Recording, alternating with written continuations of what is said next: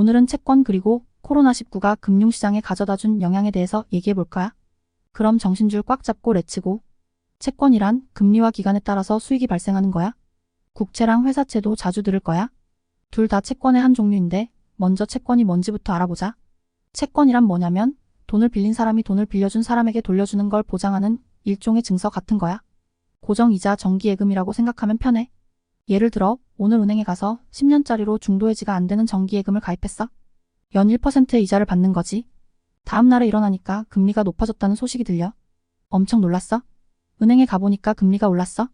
이제부터 10년 정기예금을 가입하면 연 5%를 받을 수 있다고 하더라고. 와, 좀 억지 아닌가 싶었어. 하루만 늦었어도 매년 5%씩 받을 수 있는데 어제 가입했으니까 매년 1%씩만 받게 됐어. 진짜 망한 거지? 그리고 그 채권을 누군가에게 팔고 싶어졌어. 그런데 아무도 안 사주더라고. 그러다가 한 사람이 사주겠다고 했지. 근데 조건이 있었어. 10년 동안 매년 4%씩 이자 손실을 떠안고서야 채권을 사겠다는 거야. 그래서 손실을 떠안고 그 사람한테 팔았지. 그러니까 금리가 올라가면 채권값이 내려가는 거야. 왜냐면 채권이 고정금리 채권이기 때문이야. 그리고 장기 채권일수록 손실폭이 더 커.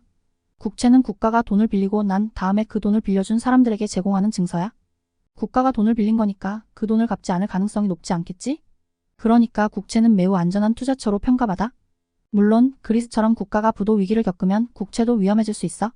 자체 경제 규모가 작고 성장이 둔화된 신흥국도 국채가 안전하지 않아. 그래서 미국 국채 같은 건 전 세계에서 가장 안전하다고 해. 회사채는 회사가 돈을 빌리고 차용증을 써준 거야. 근데 다른 회사마다 신용도가 다르잖아. 애플이나 삼성전자 같은 대기업은 신용도가 높겠지만 다른 회사들은 그렇지 않을 수도 있어. 신용평가가 높은 회사는 투자등급 회사채로 분류되고 신용평가가 낮은 회사는 투기등급 회사채로 분류돼. 그래서 안정적인 투자등급 회사채에 투자하거나 높은 수익을 원한다면 투기등급 회사채에 투자하게 돼. 이런 식으로 채권 시장이 돌아가는 거야. 코로나19 사태는 정말 큰 비극이었어. 역사에 남을 만큼의 사건이니까 우리 사회와 경제에도 상당한 충격을 줬지. 예를 들어 말해보면 2000년대 초반에는 지하철을 타면 사람들이 대부분 책을 읽거나 신문을 보곤 했어. 전화통화를 하는 사람도 있긴 했지만 그렇게 많은 건 아니었어. 그런데 스마트폰이 대중화되면서 지하철을 타면 모든 사람들이 스마트폰을 쳐다보게 되었어. 이제 책을 보거나 신문을 보는 사람을 찾기가 정말 어려워졌어. 그리고 마스크를 쓰고 다니는 모습도 일상이 되어버렸지.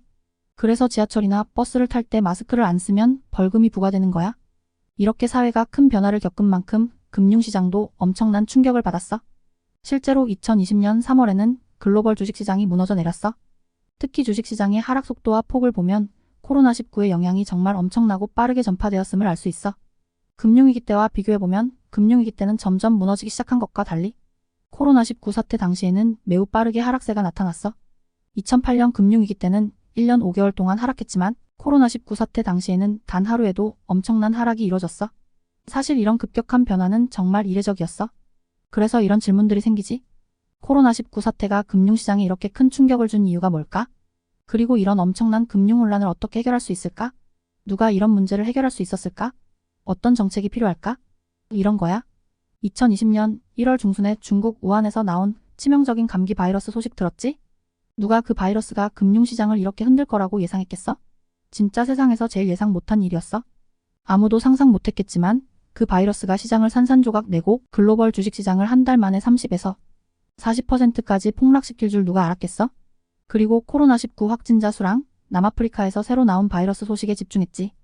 그리고 백신 소식들을 들으면 다들 환호하고 언제쯤 백신이 보급될지 그리고 집단 면역이 언제쯤 가능할지 생각하면서 경제 회복 속도를 예측했지.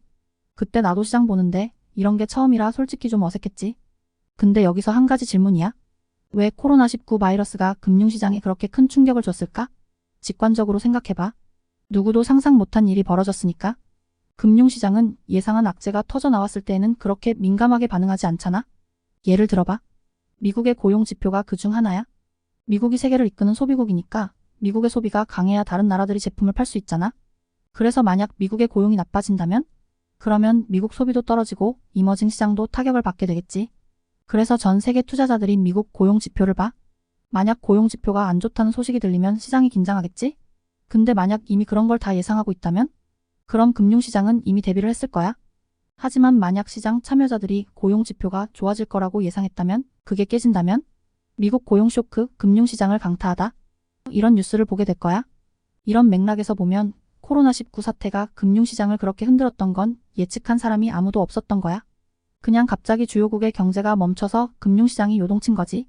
이런 걸 블랙스완이라고 해. 우리는 백조가 하얗다고 생각하잖아. 근데 갑자기 검은 백조가 나타나면 놀랍지. 그래서 이런 전혀 예상 못한 일을 블랙스완이라고 해. 그러니까 코로나19 사태는 그런 블랙스완 중 하나였던 거지. 세계 곳곳에 쌓여있는 부채 더미들에 대해 얘기하려면 그것이 모든 문제의 근원이라고 할 수 있어. 예상치 못한 복권 위기만으로 설명이 부족한 것 같아. 부족함을 채우는 게 부채 위기야. 그래서 생각해봐. 코로나19 사태가 터져서 실물 경제가 멈추면 은지에게 그동안 모아둔 돈이 있다면 그 돈으로 버틸 수 있겠지?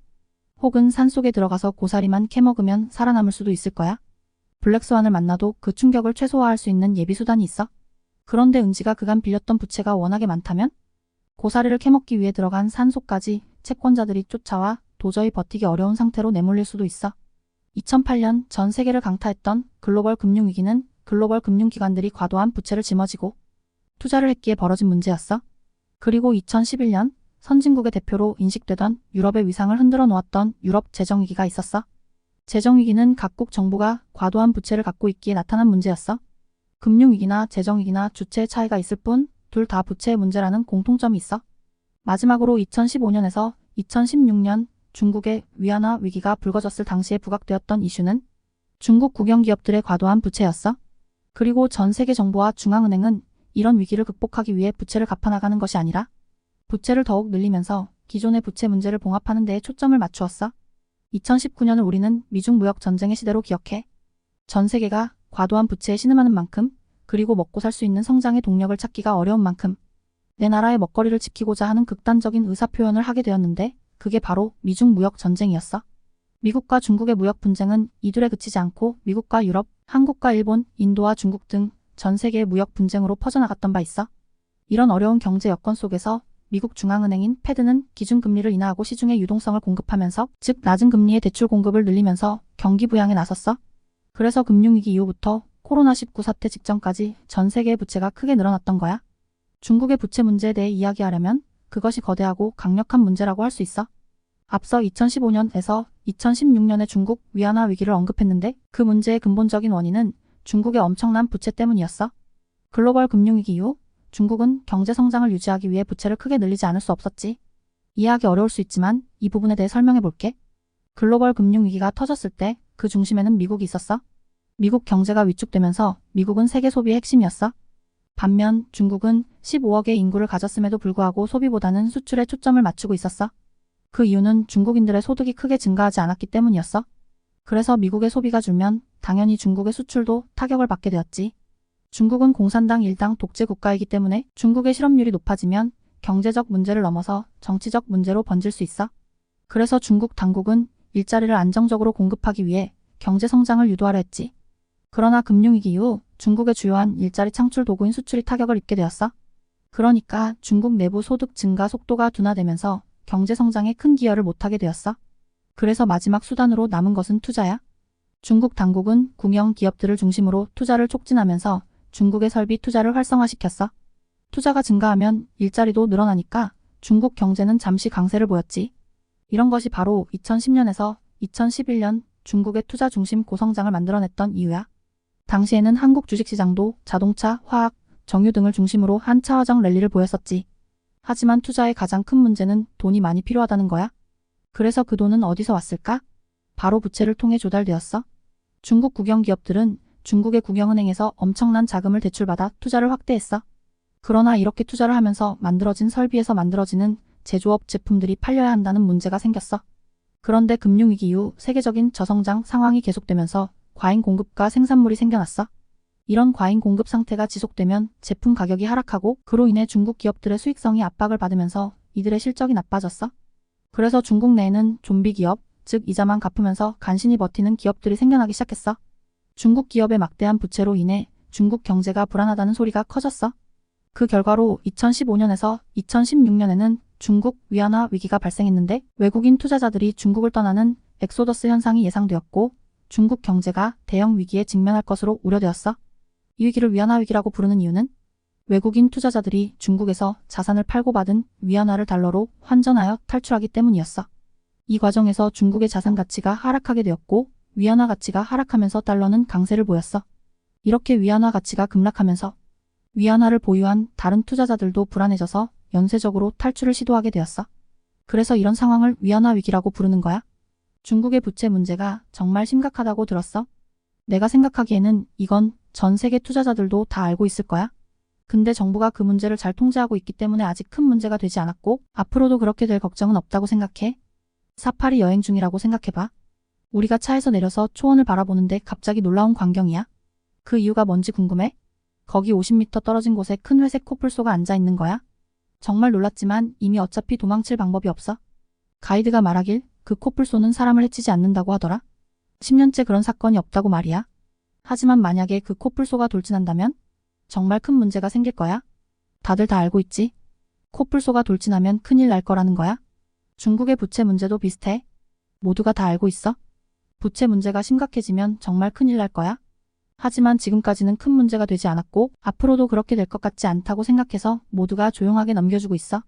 이렇게 중국의 부채 문제가 큰 리스크임에도 불구하고 표면화되지 않을 것 같은 상황을 회색 코뿔소라고 표현하는 거야. 코로나19는 블랙스완이 회색 코뿔소랑 만났다는 거지.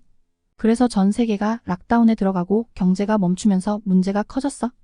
다들 이자를 갚을 돈이 없어지니까 파산 위기까지 올 수 있을 거야.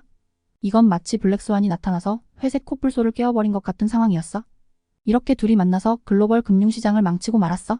그럼 이 문제를 어떻게 해결해야 할까? 블랙스완도 잡아야 하고 회색 코뿔소도 잡아야겠지? 그래서 정부와 중앙은행이 어떤 대책을 내놨는지 다음에 알아보자고. 그럼 다음 영상에 더 많은 공부를 해보자. 조태꾸알 해줘.